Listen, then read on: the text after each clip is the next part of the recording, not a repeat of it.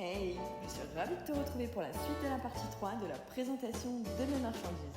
Tout d'abord, j'espère que tu as passé une merveilleuse fête de Noël en famille ou avec tes amis. Pour ma part, tout s'est très bien passé, j'ai soufflé mes 27e bougies le 25 décembre.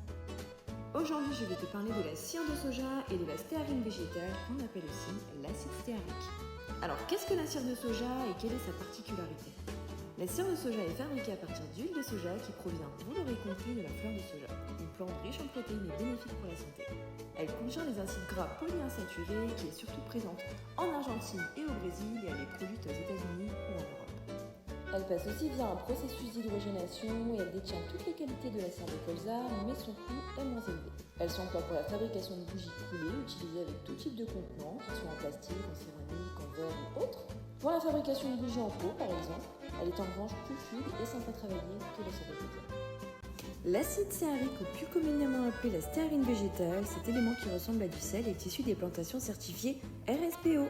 C'est une chaîne de contrôle qui atteste du fait qu'il est le privilège d'une production d'huile de palme durable, c'est-à-dire économiquement viable, écologiquement appropriée et socialement bénéfique. C'est un acide naturel gras d'huile de palme. La stéarine peut être utilisée seule ou en complément de tout type de cire, elle rend les bougies beaucoup plus dures et augmente considérablement leur durée de vie. J'ajoute seulement 10% de stéarine à mes bougies. Elle a de nombreux avantages car elle augmente notamment le point de fusion des bougies.